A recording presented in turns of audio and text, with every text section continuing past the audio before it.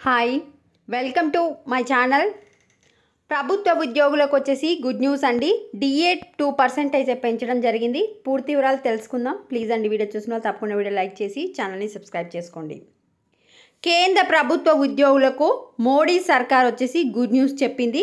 డిఏను 2% పెంచుతూ కేబినెట్ నిర్ణయం తీసుకుంది.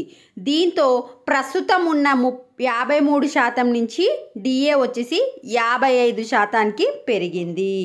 సో ఈ పెరిగిన డిఏ వచ్చేసి ఈ ఏడాది జనవరి 1వ తేదీ నుంచే అమలు కానుంది. 1,15,000 మంది ఉద్యోగులు పెన్షనర్లు లబ్ధి పొందనున్నారు. ప్రస్తుతం డిఆర్ వచ్చేసి 55% ఉండగా తాజా పెంపుతో 55%కి అయితే చేరుకుంది. ప్రధానమంత్రి నరేంద్ర మోడీ అధ్యక్షతన కేంద్ర కేబినెట్ శుక్రవారం సమావేశమైంది. పలు కీలక నిర్ణయాలు తీసుకుంది.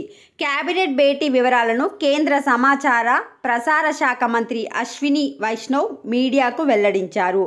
దేశంలో నిత్యావసరాల ధరలు పెరగడంతో 7వ కేంద్ర వేతన సంఘం సిఫారసుల ఆధారంగా ఉద్యోగులు పెన్షనర్లకు డిఆర్ 2% పెంచాలని నిర్ణయించినట్లు తెలిపారు. ఈ పెంపు వల్ల ప్రభుత్వ ఖజానాపై ప్రతి ఏటా 6,614 కోట్లు చొప్పున అదనపు భారం పడుతుందని అన్నారు. సో ఇది అప్డేట్ అండి. వీడియోని లైక్ చేయండి. Thanks for watching.